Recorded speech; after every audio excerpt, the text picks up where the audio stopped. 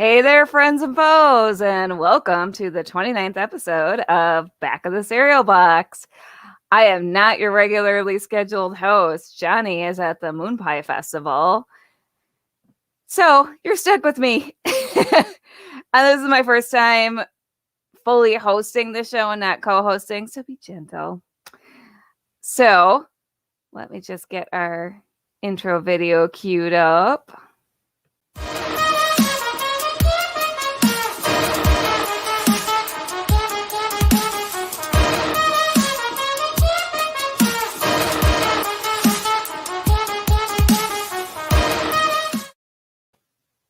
All right, so today's episode is sponsored by Nightrike. If you like superheroes, if you like period tales set in World War II, Nightrike is your go-to book. It is a nice little novella written by our very own John Pica, and I highly recommend it. And if you like what you see here today, be sure to subscribe to us on YouTube, or if you're watching on Facebook, hit that like button. Watching on YouTube, hit that like button also, and share the video. And we love comments. Since we're live, any comments, there is an interactive feature, so definitely comment so you can play with us.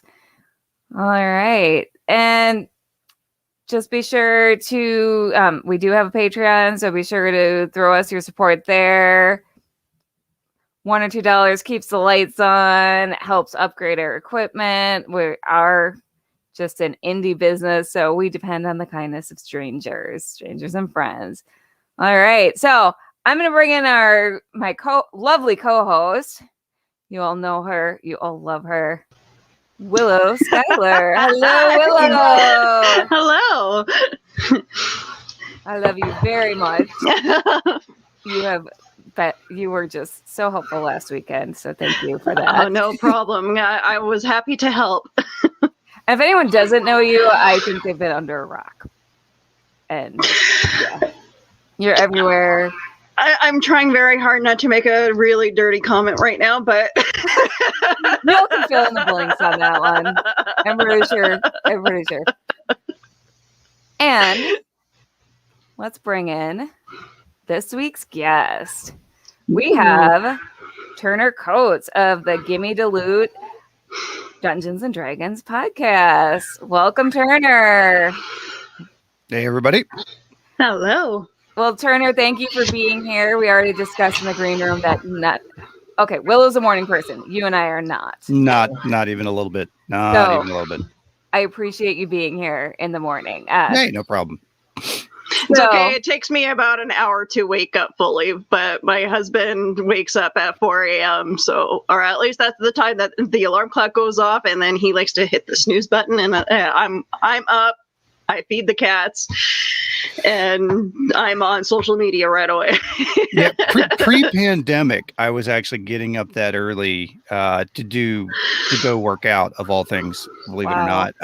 But once my sleep patterns went completely sideways, working from home and everything, I have not gotten back into that whatsoever. And the wake up at 7:55, the 5-minute commute from my bed to my desk over the last year has only facilitated that problem. So, working from home. I just had to go back into the office 2 weeks ago, and I hate it. Yeah. Well, it's cool. In my day job, I work for a large interior design firm, commercial interior design firm, and which is already kind of a creative and progressive environment. And so we already worked half days on Fridays because they wanted us to go out and enjoy Austin, where I'm at. And they realized over the last year that working from home, they didn't want to yank that tablecloth out too quickly, so we're doing a half on, half off rotation. So we're back in the office now, but it's only 2 days a week, which is nice. Yeah, I like that. And you know what? I just realized that we have the wrong background on. Let me fix this for us. We need our rec room. Sorry. I was listening to you, Turner. I just have ADHD. No, hey, no, you got, look, host duties are no joke. Believe me, I get it. You know. I get it. Yeah, I get to herd the cats too on my deal. So that was, last minute getting into the green room. I've used StreamYard one other time for one of the other guys I do some production with, and I forgot it supported green screen. So it was last minute, like, oh shoot, let me get my green screen set up so that you're not looking at my my master bedroom closet, which is where I put, the recording studio of Flying T Media is my master walk-in closet. The sound is just so good in here. I was going to say that probably is. So introduce yourself. So who are you? What do you do? And how did you get roped into this? Sure. My name is Turner Coates. I am the Dungeon Master and host of the Gimme Da Loot podcast, a Dungeons & Dragons 5th edition actual play podcast about 5 dysfunctional randos who meet up at a fantasy truck stop, try to save some lumberjacks, and end up destroying a magical artifact and end up getting stuck together for the foreseeable future. I started podcasting a little, like right after the pandemic started. Actually, one of my friends who I played World of Warcraft with way back in the day had reached out to me and said, "Hey, look, we're doing a D&D podcast. Would you want to join?" And it was right about the same time my son had started asking about Dungeons and Dragons. And I'm like, well, this is kind of a win-win. Because I'd played literally one of the first things I can remember reading is sneaking into my older brother's room and stealing his Dragon magazines to read the comics in the back. So I'd played 1st edition and 2nd edition and a little bit of 3rd, and then had kind of dropped out for a little bit and just done a bunch of video games and stuff.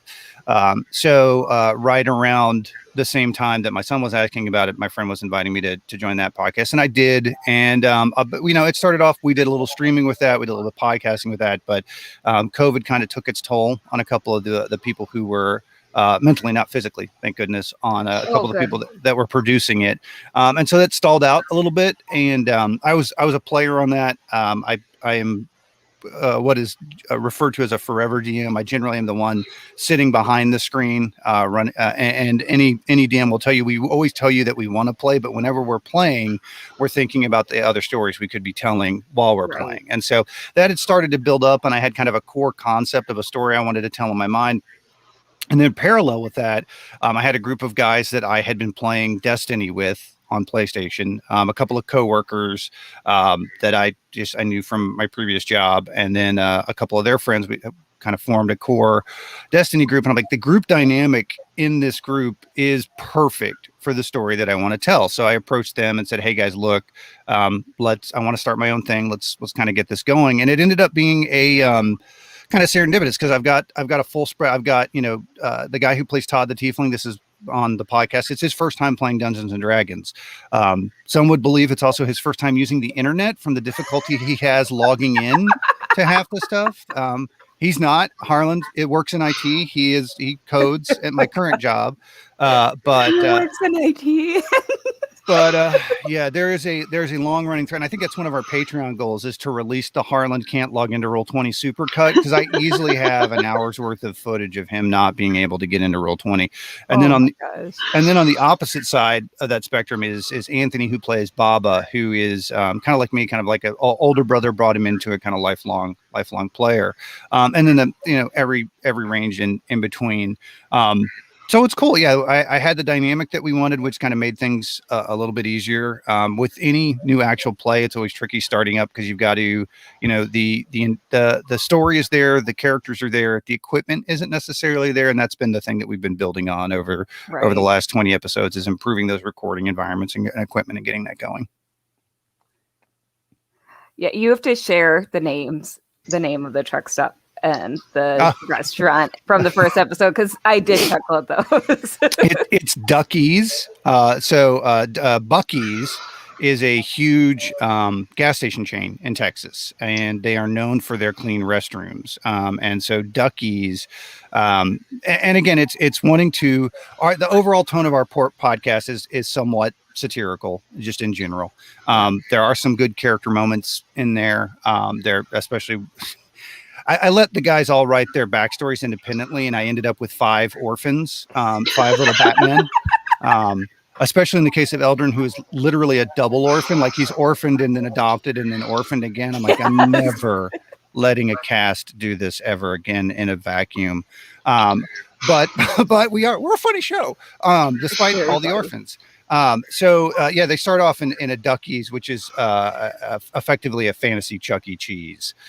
So the kind of the core conceit of the world is, one of the things I wanted to kind of pull back when I was designing the world. The world is called Arnosia, which doesn't come into play a whole lot. Where it's based, and because I'm terrible at maps, I said, okay, I'm just going to take our Earth, drop a giant crystal in the middle of it, screw up Pangea, and then that way I've got a good starting point for maps. And so our adventures take place in a fantasy elevated version of North America, it also helps then for a reference point for a lot of the guys who aren't familiar with the lore of some of the more established D&D worlds to go, hey, I get that we're traveling from Minnesota to Louisiana. I can reference that space-wise, especially when I give them a magical RV to tool around in at some point, because everybody has airships. Screw that, man. We wanted a magical RV. So that's fun. The Winnebago comes into play. I think episode 15 is when the Winnebago makes its debut. So Ducky's is fantasy Chuck E. Cheese. And that's based off of the Mercantile Guild, which is a hyper-capitalistic organization which has insinuated itself into the countries through a kind of a United Nations charter situation. So the weird political spin that, and look, we are pretty openly political. I don't hide my politics. I think I congratulate Joe Biden in one of the intros pretty openly. 50% of our cast are people of color, and we are very upfront about, very pro-mask, very pro-vaccine. So if you lean to the more right side, we may not be the podcast for you. Sounds like a fun idea. How did you guys come up with that whole concept of being truckers? And it's interesting. The guys, well, they're not truckers themselves. I gave them an RV. So the Winding Ways are a byproduct of the Mercantile Guild's involvement in the Treaty of Nations. So, and there's a plot element that comes to that I can't really kind of get into as to what those purposes serve. But it starts with the idea of taking the word waypoint and just being real literal.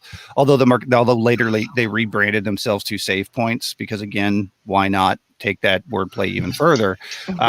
But it allowed me to create a very standardized, because I suck at maps, so having a map I can reuse, a standardized travel hub for the players from time to time, and then just taking that out to the nth degree of, okay, well, what if franchises were a thing in the fantasy world, which is how you get Durgar King and McCobolds, and a whole bizarre long-running plot point with McCobold special sauce.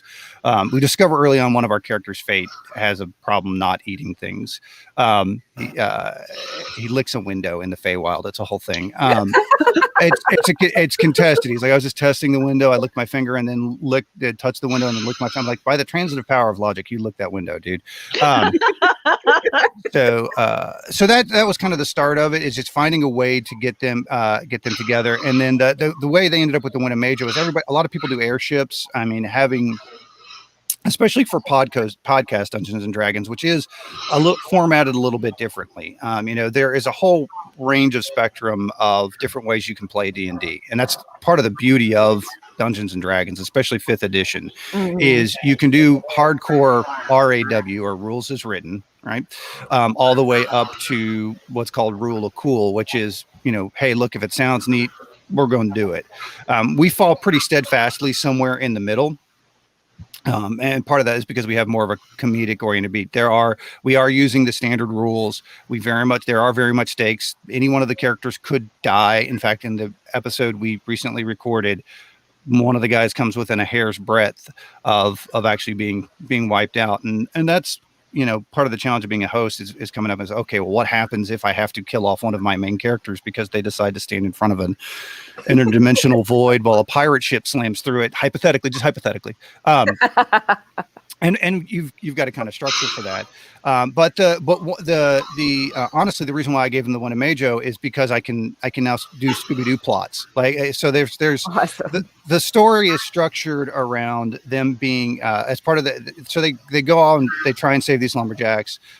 They piss off a kobold army that comes back. One of those kobolds has this magical artifact, which they blow up, which saved me doing the narrative legwork of having it explode, because no matter what was going to happen during that battle, at the end of it, that thing was going to blow up, which then takes us to our next narrative point. They blew it up themselves really early. I'm like, oh, thank goodness. Now I don't have to, now this doesn't feel like a stretch. And so they are infected with these crystals that give them some additional abilities, and some additional penalties. And then they have to figure out, but it also prevents them from being more than initially 2 miles apart from each other. So these 5 strangers are now mystically bound together. Anytime one of them gets more than 2 miles away, they rubber band back. And what they've discovered as they've gone forward is that distance is shrinking. And so eventually they head to what is our kind of the city of heroes, Taliesin, which is a Frank Lloyd Wright reference, not a Taliesin Jaffe reference. Because again, I work for an interior design firm, so architecture is in my brain from time to time. And to try and find out what's going on with them. Taliesin is kind of your Astro City, Oz, kind of Blade Runner-esque city kind of combo, very steampunk, diesel punk, magic punk. And to hook up with somebody who can help them kind of figure out what's going on. And they learn very early on that if they don't find a way to cure themselves, they will eventually be crammed down into a Freudian goo monster, because they've seen that glimpse of the future. And so now there's a little bit of a MacGuffin situation where they're going out to try and find these stabilizing agents. And by putting them in ground transportation, it allows me to travel montage past the areas that I don't want to do. But, look, I'm going to be quite honest. I don't think any of them are up right now. That thing's going to run hot sometimes. They're going to have to stop and investigate the ghost at the old mill if I want to do a side quest. And it gives me that kind of that Scooby-Doo, hey, the mystery machine broke down, so it's time for an episode bonus. Nice. And here is Aubry. Good morning, Aubry. Morning. Good morning. That's a cool shirt. Oh, Yeah. yeah, it's one of the tie-dye that I was talking about. I got from that guy that was in Pennsylvania. I think I talked about it with you in one of the streams. I can't remember. Yeah. I remember you talking about the tie-dye. I think that was just an episode I watched, not one that I was on, but it's pretty. Well, thank you. So Turner, this is Aubry.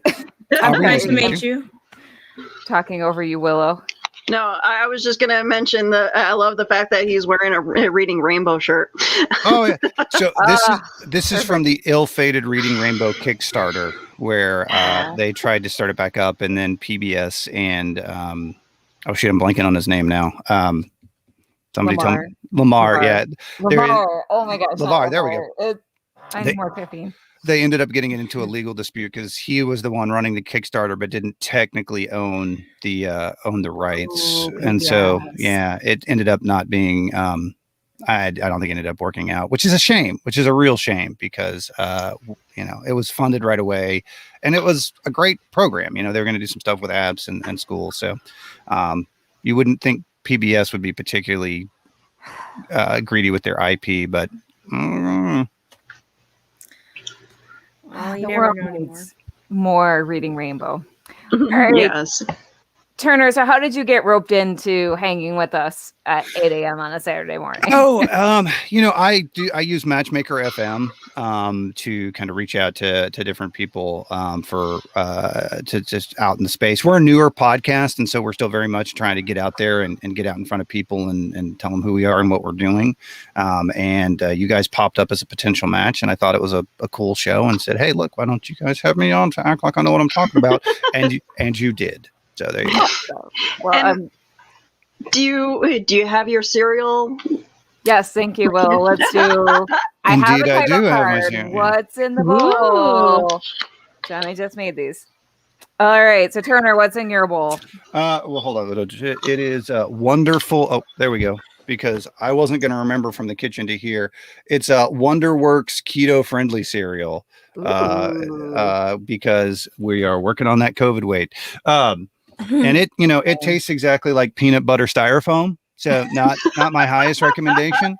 I haven't tried Magic Spoon or any of the other, because there's a lot of healthy cereals being advertised right now. I haven't tried that yet. There was like a cinnamon crunch one from Costco. That was actually pretty good. This, not so much. Very much. It tastes like peanut butter for exactly 1 second, and then styrofoam for the other minute and a half. So. Not terrible. Speaking of Magic Spoon, that's what I have, because John keeps talking it up. And oh my gosh. So this is my first time trying it. I got it for my husband. But I also have to work on the COVID weight, because a coworker asked me 2 days ago if I was pregnant. I had someone ask me if I had kids, because I started back an old job, and I saw a few faces from 5 years ago, and they were like, "Did you have kids?" And I was just like, "I know, I look like I have kids," because I had everybody ask me, "Are you married? Do you have a boyfriend? Do you have kids?" That's what. I don't know why. It's just a group of the workers. None of their business. 2, none of their business. And 3, sorry. I'll try to refrain from using the F word. That's super tacky. Yeah. Well, I have to say, this one literally just tastes like Fruit Loops. Like, nice. John keeps trying to get, he's working on getting them as a sponsor because he loves them so much. And oh my goodness, like, I swear to God, they're not a sponsor yet, but that's good. Yeah, I've been thinking about trying they should. Yeah, they should be, and everyone should try this if they're trying to lose weight, because wow, really good. Yeah, I will try it. My moment was, like I said, we just went back to the office 2 weeks ago and realizing, like, pants are a thing again. Yikes. That is going to be a challenge. So let's find some that I fit in. It's been okay. I started working out again, like, regularly at Orange. I do Orange Theory. I'm one of those people, unfortunately. And started doing that 3 times a week again. And the shocking realization that there are entire muscle groups I haven't used for a year. And they are not very happy about the things that I have done to them over the last week. So I've been hobbling around. There's been a lot of as I stand, more old dad noises as I stand up and sit down over the last week or so. But we're getting back into the habit of it, and then hopefully we'll be some of the running events will open back up towards the end of the year, and we'll get to do some of that stuff. So Austin has a pretty cool zombie run that I've never done, so that's kind of the issue for that, where they have a bunch of volunteers come in, and then Austin has a pretty decent production scene, and they have some of the professional makeup artists and everything come in and make everybody like really hardcore zombie makeup, and then they give you a flag football belt with 3 life points basically, and you have the zombies are allowed to do everything but grab you, but they have to grab the flags, and if you make it through with all your life points, then and it's a 5K run, kind of a mud run. So I've never that sounds like an awesome fun thing to do. Yeah, the pictures look amazing. I think it benefits Dell Children's Hospital, so I think it's also for a good cause, because nice. Dell's Children's Hospital is a fantastic organization, and but I just have never worked out the scheduling for it. So hopefully this year it'll work out. Plus it's October, so it's not 135 degrees here. Okay. Yeah. What about you, Willow? What's in your bowl? Well, I'm actually using this bowl for what it was intended. Nice little classic. Oh, cute. Cheerio, Honey Nut Cheerio bowl.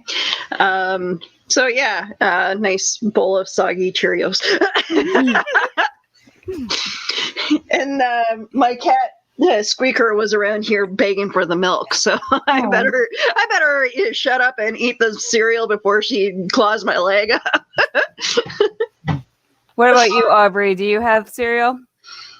I would have had cereal, because I have something I wanted to try. I wanted to try these granola pieces in my. Yeah, you're going blurry. What is that about? We're losing you. I don't know. But I wanted to try these granola pieces in my cereal, and totally forgot to make it, and I was looking forward to it. I was so worried about getting the dogs taken care of. Your priorities are straight. But right, the fur monsters. But It would have been multigrain Cheerios and the strawberry. I think it was strawberry something granola. Yum. But that sounds like a good cereal. We'll use our imagination. Do you have coffee at least? No, I didn't have a chance to even make that. So. Oh no. Yeah, no, bummer. I'm actually kind of awake though, so that's the good news. But I did this week, so I Johnny can't be too mad at me, right? Well, I have to show off what's in my cup because, okay, first of all, I have Nessie, the tea nest monster. This is the only loose tea I own. A friend of mine bought me this Black Canary blend tea. Oh, cool! Because I love Black Canary. That's my girl. That's my favorite. And apparently, I think it's Adagio Teas does these fandom blends that people can make up. And so I thought today was a good time because I haven't had this in a while. I thought today was a good time to bust out Nessie and have my Black Canary tea. It's very good. It's like got a little bit of a licorice and vanilla taste, which sounds kind of weird, but it's really good. It is. And it smells. It does sound weird, but it smells delicious. It's just amazing. So.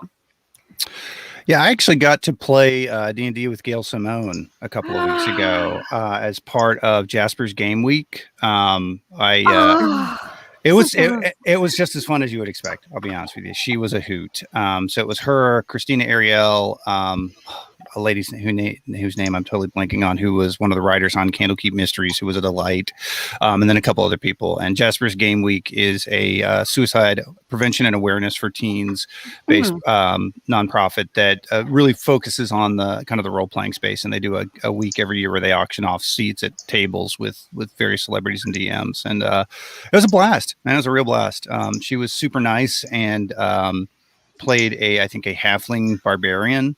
And our halfling fighter, and newer stuff, man. Gail can play. She's gotten really super into tabletop stuff lately. And if you follow her on her Twitter, she's doing a lot of game stuff on there. So I've been seeing that, and I'm like, I've met her twice at cons, and made an ass fangirled all over her. But yeah, I'd love to play with Gail Simone. I'm so jealous of you right now.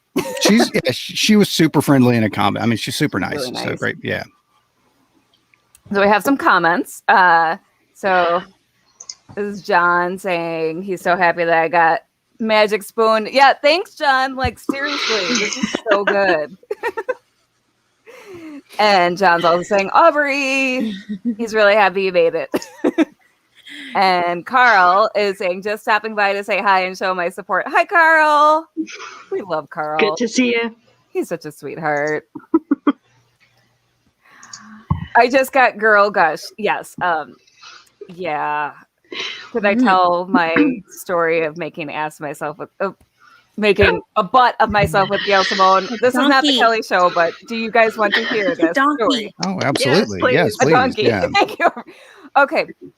So this was only my second time going to any kind of comic convention. This was a Superman celebration, which is basically like a street fair with a Superman twist. It's really fun. It's really like just very different from the big cons. So I was I'm going to preface this by saying I was actually pregnant, not just fat. And Gail Simone is really her Birds of Prey comics got me into comics. So she was going to be there as a guest, and I was losing my mind. I was like, oh my gosh. So my husband and my husband's best friend, who we have termed my second husband because he dotes on me and he's a sweetheart. They were there, and the whole ride down, 7 hours, all of a sudden, like halfway down, I start freaking out. I'm like, what if Gail Simone doesn't? Because the comic, the Birds of Prey comic that I had really dark interior. So I'm like, what if Gail Simone doesn't have the right kind of like Sharpie to sign this to have it stand out? I don't know. Right. I don't know. So I got that idea in my prego brain, and I just keep telling them, I'm like, we need to go buy a Sharpie so Gail can sign my comic. And they're just like, okay, don't piss off the pregnant lady. They're like, okay, Kelly. Whatever. We'll do this. because you won't stop talking about it. Like, I was talking about it for half the drive, and then we woke up in the morning. I'm still talking about it. I don't know. So they're like, yeah. Okay, crazy pregnant lady. So we go into, I'm dressed as Black Canary because I wasn't showing yet. We go into the general store along the main drag, which is where the convention was being staged. And we go into like this general store. As we're going in, Gail and her husband are coming out. And what are the first words out of my mouth when I meet my idol? Are they anything cool or no or good? No. I was just going into the store to buy a marker so you could sign my comic. She was so ugly. It's okay. We've all been there. She complimented my costume. Her husband complimented my costume. She got a picture with me. Oh my gosh, it was the best weekend. But I'm like, really. That is me. That I'm just always ready to make an idiot of myself. Right? So you can blame it on your pregnant hormones. That's what I did. Yep. Blame it on the pregnant hormones. Except I've had many instances like that upon meeting other idols that I can't remember. Where you just blurt out. Yeah, your brain does weird stuff to you. I mean, getting ready to go on that stream. You're caught in the moment. Yeah. It just fires off a bunch of chemicals, and it just, whatever happens at that point. Getting ready to go on the stream with them, I had super anxiety going into it. And I'm like, this is literally what I do in the public facing. I play D&D for entertainment, and now all of a sudden I'm like, how am I going to play D&D for entertainment? So but you settle in, you know what I mean? But yeah, in those chance encounters and those briefer meetings, it's nerve-wracking, you know what I mean? You that fight or flight kicks in, and then who knows what's coming out your mouth. You never know. So right. Thank God they're professional and know how to deal with dealing with us being dorks. Yeah. I feel like hopefully it's endearing as long as you're not being like a creeper and over. Yeah. Well, and you got to remember too, a lot of celebrities are just like us. A lot of those people that are elevated in the fields of the stuff that we enjoy are us. Really came from the same backgrounds, have the same quirks and foibles and anxieties that we do. They've just been doing it a little bit longer, or lucked into the opportunity to do it on a bigger stage. And so there's, it is, I think it is endearing. I think there is some empathy there. Again, as long as you're not being that creeper weirdo that is slowly in the back of every one of their photos over the next 6 months. Or like, hey, give me your home address. So exactly. Like, your blood type O, right? Well, Johnny knows all too well how easy it is to make me fangirl, because you don't even need to be a celebrity for me to go bleh. I like this, Carl. Carl just says, I'm an admirer of your work to all of them, and then work on the next sentence. I need to practice that. And then what Turner says, and Carl hopes someone geeks out about my work sometime. Yeah, Carl is a great writer, and Carl, I'm gonna geek out about your work next time I see you. All right, so John is hardly ever starstruck, but he turns into a teenage girl around magician John Carney. So Turner, where can we watch? Can we rewatch the stream with? Well, we're just it's it was Jasper's game week, Jasper's game day. I will send you guys a link. I'm sure they've got it up on YouTube now. I'll track it down and I'll put it up. It's a good 3-hour stream. So it's kind of crowded. That was, it was a bigger room. It's actually 8 people. So everybody just gets a little bit of time. But I'll get you guys the link. I don't remember it off the top of my head. Yeah. Carl says that would be great. Say something geeky and embarrassing, and I'll love you forever. Carl, I'm also probably going to slip a dirty joke in there because I know how much you love dirty jokes. Carl's got a whole Facebook group.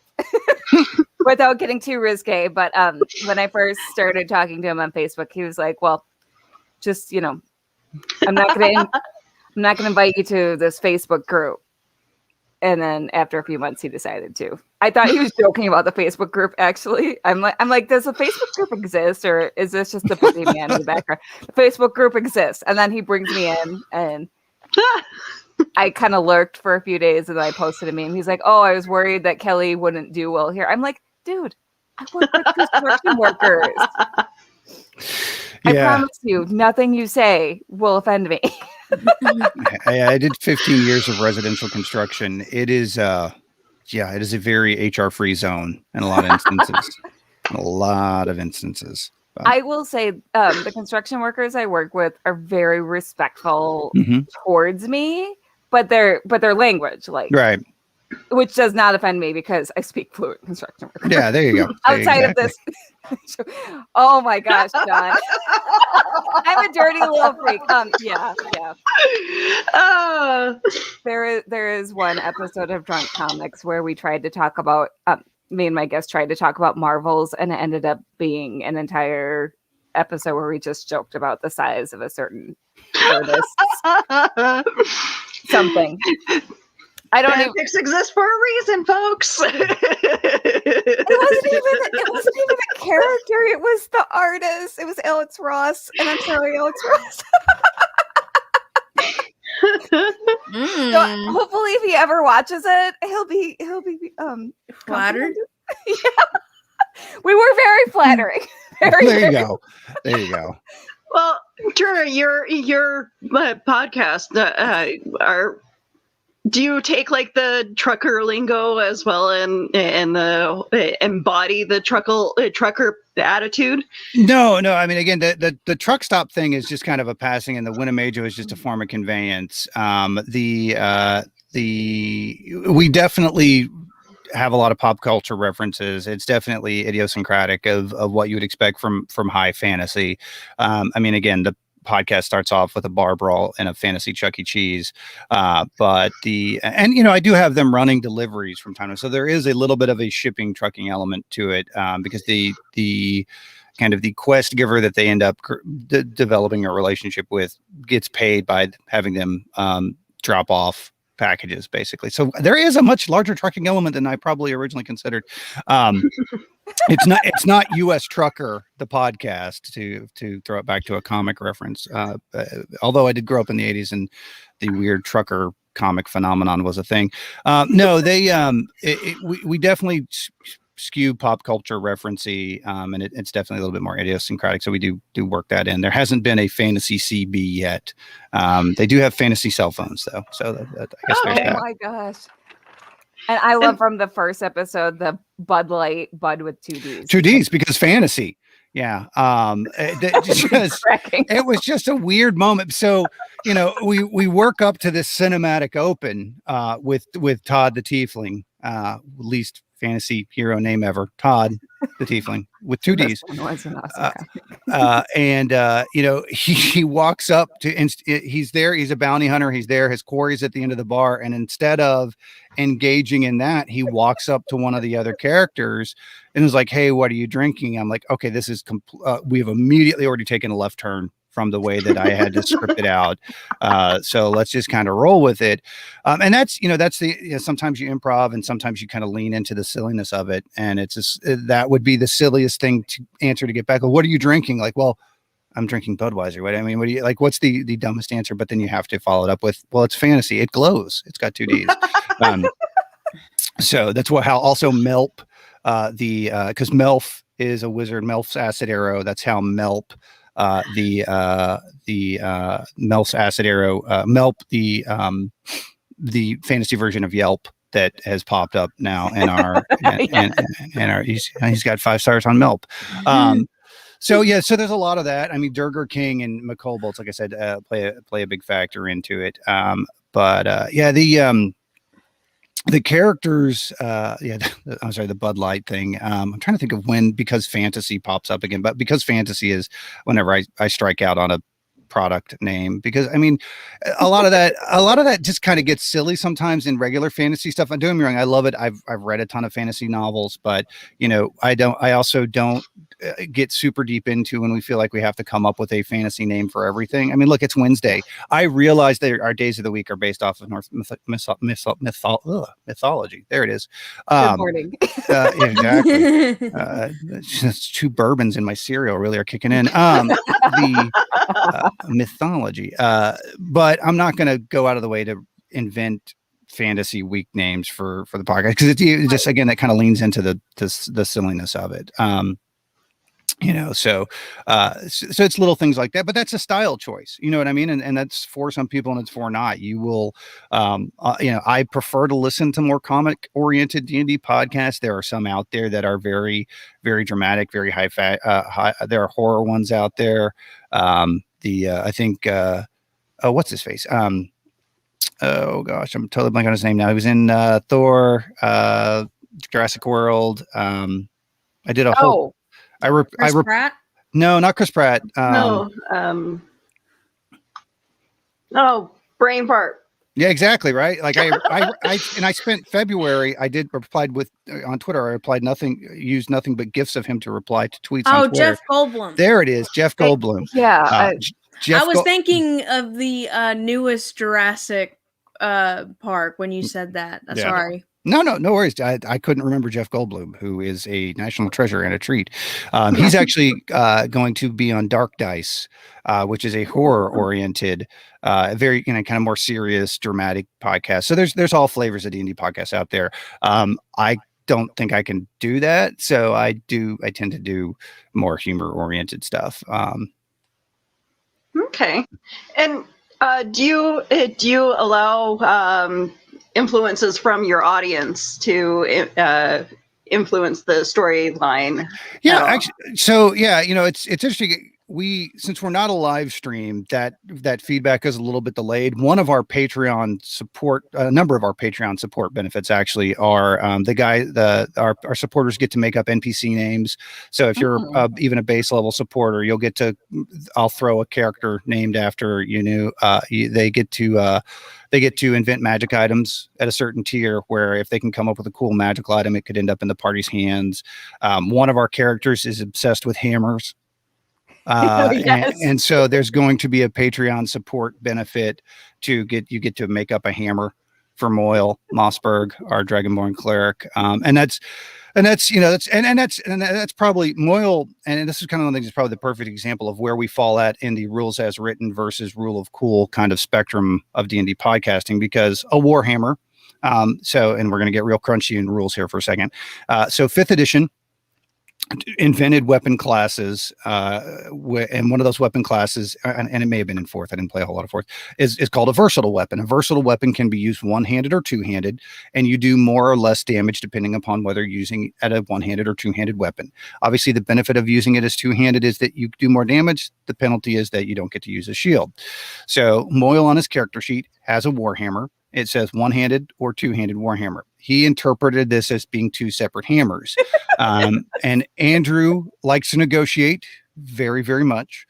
So we kind of got into it, and he just threw out, well, I'm just carrying around a bag of hammers. And that's too funny not for me to make into the universe, to make a thing now. So, so that's it. Now he carries around a bag of hammers. It's his purpose. It's his the meaning to his quest. And so he ends up at some point with a magical bag of hammers, which may or may not be sentient. It may be talking to him, or Moyle may just be crazy. Only he can hear it. And that bag of hammers will now start spitting out new magical hammers on a daily basis. And our supporters are going to get to have some influence on inventing those. So, oh, nice. But yeah, it's a fluid medium. So I've got, and this is what's kind of interesting about doing this. Somebody smarter than me described it as, it's like trying to write a novel where every one of the characters in the novel can write their own story as they're going, as you're writing. And so very much that's a big part of the challenge. I've got an outline. I've got kind of an overall world story beat, but then I also have to plan contingencies for, what if one of these guys dies? How do we work that into the plot, or how do I plan for that? What if one of the 5 primary cast members all of a sudden can't be on the podcast anymore? How do I recast my Darren?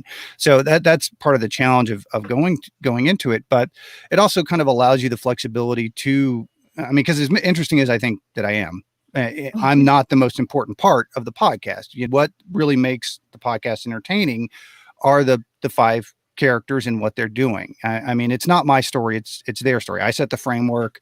I point them in a general direction and then kind of turn them loose. Like I'm the mom that's driving the 5 kids in the minivan to the playground. I kick them out. let them play for 30 minutes, then pack them back in the minivan and drive them to the next playground. That's the show. And that's kind of my style of DMing. And I think it kind of plays on that. So they have a huge amount of influence on how the story goes and where it goes from there. So that does actually end up limiting a little bit of the other outside influences that can come in. Cause man, I'm already juggling a lot. All right. So Nicholas Anthony Tackert says he loves the silliness aspect. This is just so familiar and glorious. This is the spirit of right and proper gaming. I agree. Thank you. I appreciate that. Yeah, that's my thing is, and again, this is something somebody else said on a podcast somewhere with Dungeons and Dragons, where somebody was getting kind of uptight about it being silly. And I'm like, guys, the alchemy jug is a magical item that lets you pour out 2 gallons of mayonnaise on a daily basis. And that goes back to the very first edition of the game. Silliness is baked in. I mean, it's just, it's a collaborative storytelling environment. But what's important though, and I think where a lot of friction will come at tables sometimes is from a lack of a good session 0 or from a lack of making sure everybody is playing the same game. So, and right. Whether it's a podcast or your own tabletop group, it's extremely important before you play a single minute that you sit down together and go, okay, we all want to play, this a serious game, a comedic game, a heroic game, a villainous game. We're going to be okay with inter-party conflict. Nope, we all want to be on the same page and establish that what game everybody wants to play and kind of negotiate through where the overlap is on that Venn diagram.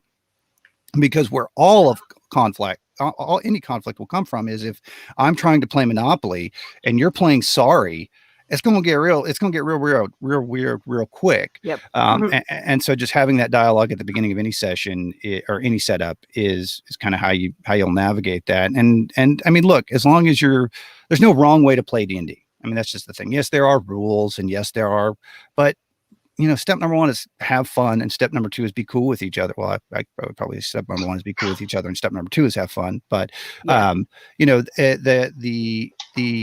the rule set itself is just a framework, and 5th edition has been particularly good for that. The game itself has seen a phenomenal amount of growth over the last 2 years. 2019 was their biggest year. And then 2020, they had an additional 33% growth in revenue on top of that.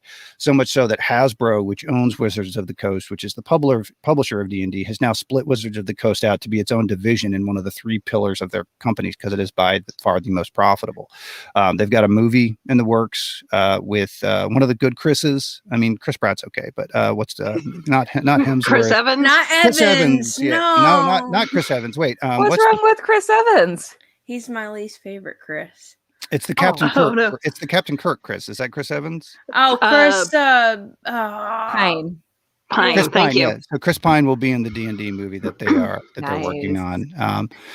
Chris. Here's Chris Pratt's my least favorite Chris. I hate to say that. I mean, I like most of the stuff that he's been in, but he's made some comments overall that I'm like, you're moving down the Chris list.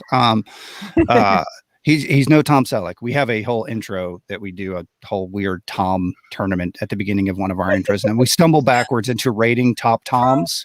Tom Selleck. Nothing's wrong with Tom Selleck. The conversation starts off with, I would like to see Tom Selleck and Tom Hanks fight. I think that would be a really cool fight to see. They're 2 people that you would never expect to see fight. And, I think Tom Hanks Selleck would win. Yeah. I mean, I love Tom Hanks. Tom Hanks's Twitter, though, is so precious. It's just like a grandpa's Twitter because it's like lost items. And it's like, who lost his mitten? So I had a weird beef with Tom Hanks for a couple of years. First of all, a plug for a completely unrelated podcast. If you haven't listened to the Dead Eyes podcast, it's fantastic. It's about an actor who was going to be on Band of Brothers and then gets the part kind of yanked away from him at the last minute and kind of the exploration of that flavor.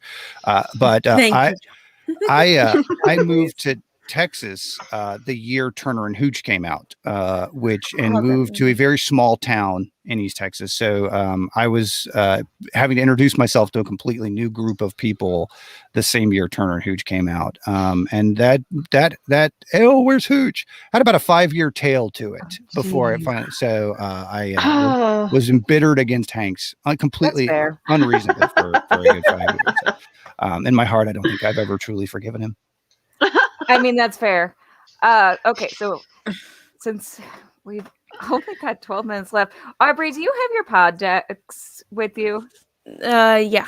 Okay, so we need to do our pod decks ad, but before we do, Aubry, you want to pick a question? Yeah. We have one ridiculous question. Random. I gotta select from the middle. Yes. Okay. Would you rather pull a tooth with a pair of pliers or brand yourself with a cattle prod? And I'll let you think about that while I play the pod decks ad. Oh, God. This episode is powered by Pod Decks. Pod Decks are unique interview questions and episode starting prompts in the palm of your hand. So whether you're a new podcaster or an existing broadcaster looking to take your interviews and podcast episodes to the next level, you're going to want to check out Pod Decks. Visit poddecks.com to get your Pod Decks today. All right, Turner, which one? Cattle prod, easily. I grew up on a cattle ranch. I've been hit by a cattle prod before. That's a known. Pulling a tooth, no thank you. I'm with you on that one. Yep. And Carl says if Tom Selleck and Tom Hanks had a fight, he'd have to pull his wife out from the middle of it. Ooh, well, we know what Carl's wife is into. Protect that mustache. Oh, gosh. I had a weird crush. Well, not weird, but when I was a little girl, I used to think that Tom Hanks was like cute. Like, Aww. you know, I don't know. I had a weird like little girl crush on him because I watched his. He was cute. Yes. Yeah, bosom buddies era Tom Hanks, big Tom Hanks. Yeah, he's adorable, but he also ruined a good 6 years. What was the movie he did? It was like a rated R comedy. I think it was like House Party or something. Or Bachelor Party. Bachelor Party. Yeah. There's Bachelor Party. There's Money Pit. Joe and the Volcano. He's got some weird stuff out there. If you dive deep into the Hanks oeuvre. Yeah, so alrighty. We do have time for new loot. Let me get the title card. And Aubry, you said you have new loot. Yeah, let me grab a couple of them. Hang on. All right. Well, my husband brought home 2 Lego kits the other day. He brought home the new Ecto 1.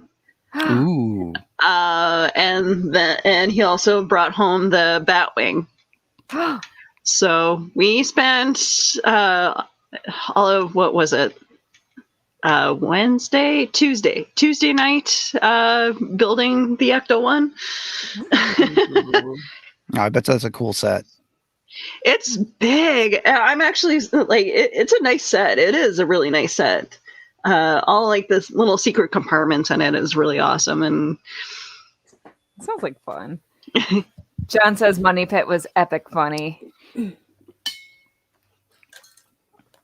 All right, my new loot is this shirt because I'm trying to get some cute PJs to wear. And then a friend of mine 3D printed this for my Green Lantern. Oh, nice. I'm going to do Black Canary version of Green Lantern. Okay. Oh, nice. Cool. Yeah, obviously it needs to be painted. Oh, John, you want me to show that? Okay, I'll be right back. All right, yay! I wanted to see it too. So I got shirts. They were on sale, and it's an artist that I think he's in Florida, but I don't even remember the website now. I remember the name, but I forgot what the dot was. I don't think it's com. But anyway, okay. Well, you can give us the name, and I'm sure people can Google it. Like, he does anime stuff. Ooh, oh, wow. That's gorgeous. And, some of the stuff I didn't want to show because it's probably not appropriate, but like that. So what is the artist's name? It's Virus, VYRUS, graphics. I think you could probably Google it, but Here's one that I got from my brother. It's actually my favorite now, and I'm kind of jealous I didn't get it for myself. But Oh, that's gorgeous. That's a cool shirt. Yeah, that is Famous really pretty. yeah, I'm kind of jealous now that I didn't get it. But anyway, that's my loot. Nice. All right. Well, looks like you got your Ecto 1. Yes, I do. That is Ooh. beautiful. I like it. Oh my goodness, I love it. Every time I would see it in my room or something, I would have to sing the Ghostbusters theme. Yeah. Yes. So yeah, you can tell how nerdy we are over here. There's nothing wrong with that. Turner says that's an epic Ecto. I agree. Not Turner. Oh, Carl. Yep. I need more caffeine. But I will say it as well, just to make you right. That is an epic Ecto. Yeah. Carl must buy hers. And then there's that little thing there. And Johnny says that's Lego. It's Lego. Holy crap. That's not Lego. Mm-hmm. Oh, I guess the top of it is. But the rest of it's not. It's all Lego. What? That's crazy. All right, Turner, did you get any neat loot?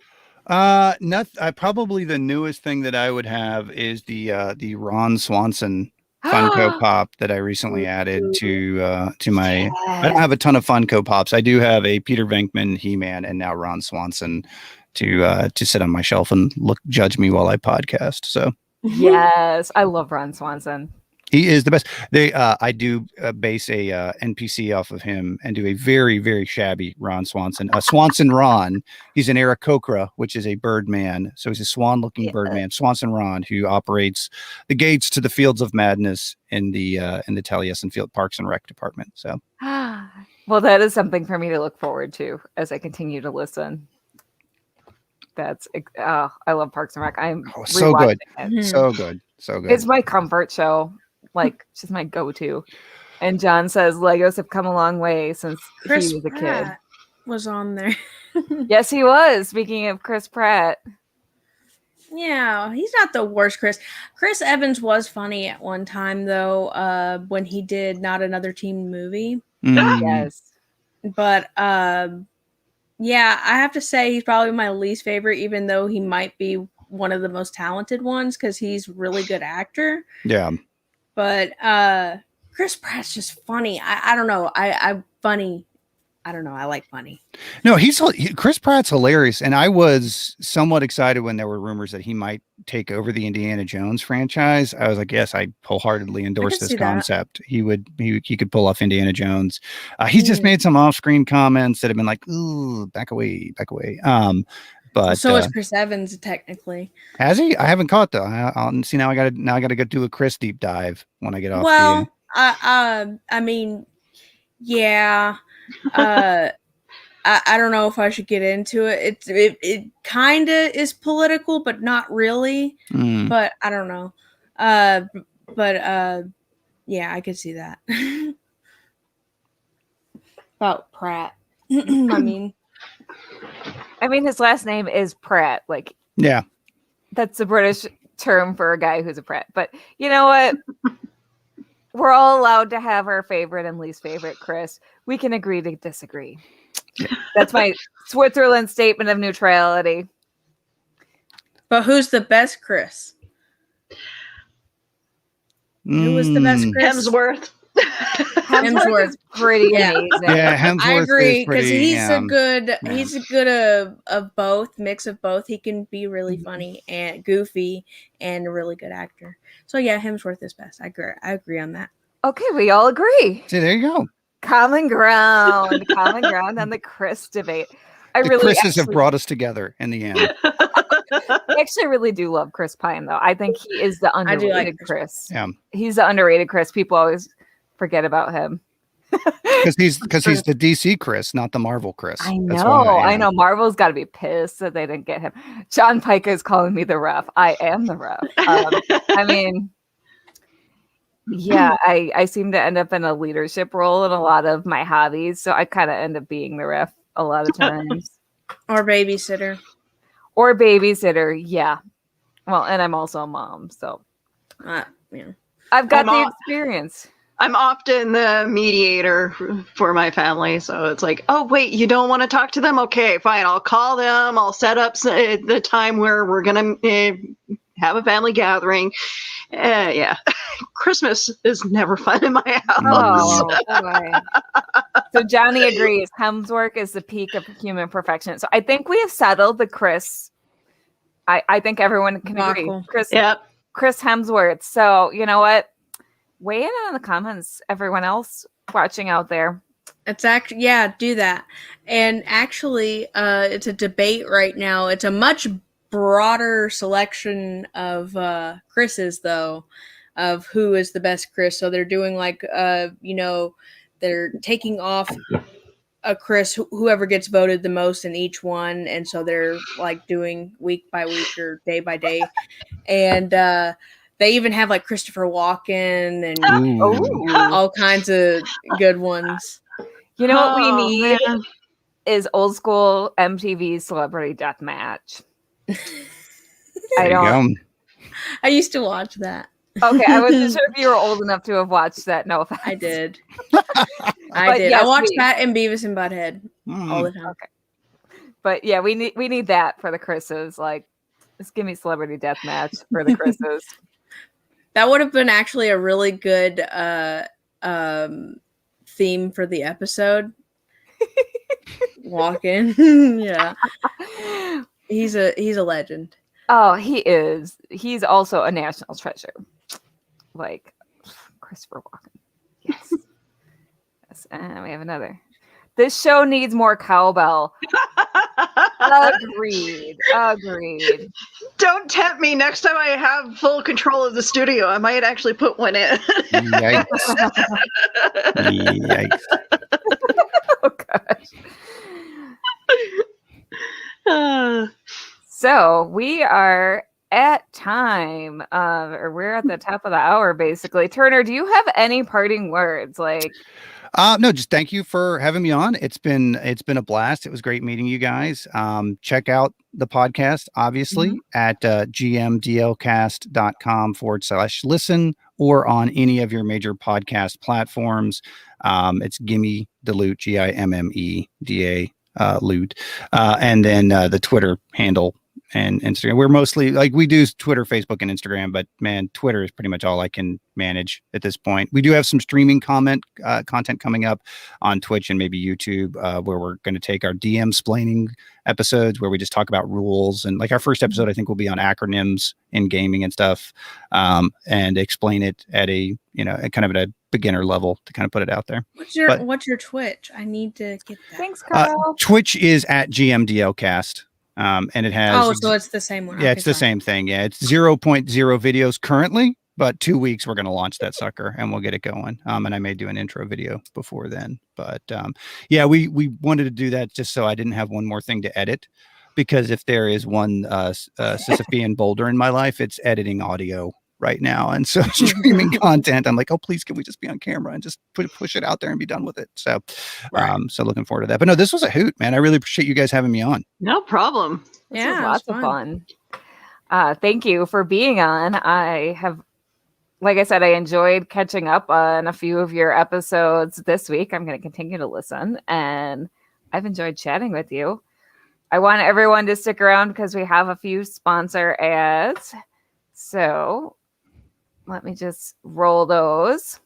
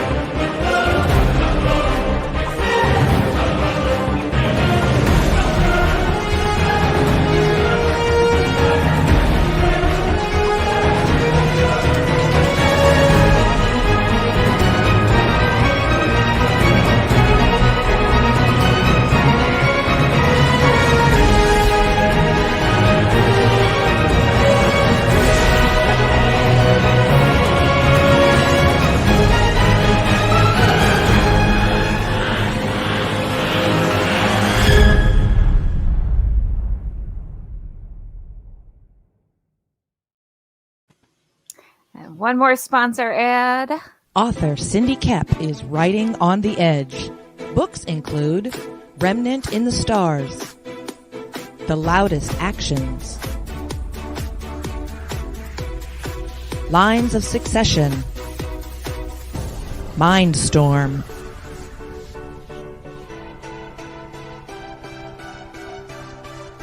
Condemned Courier, the Yerushalayim series, and Animal Eye. Find author Cindy Kep at CKOEPP.com today.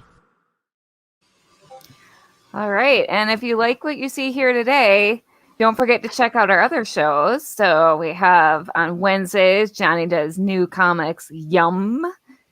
And then we have Case Files of the Geek Gumshoe on Mondays, Ice Cream Queens on every other Sunday, and Back Issue Breakfast Club, which is my comic review show. And then also, if you really like what you see here, please drop a tip in the digital tip jar and support us on Patreon. So thank you, everyone. Have a good weekend, and thanks for spending your Saturday morning with us. And thank you, Willow, Aubry, and Turner. Yay!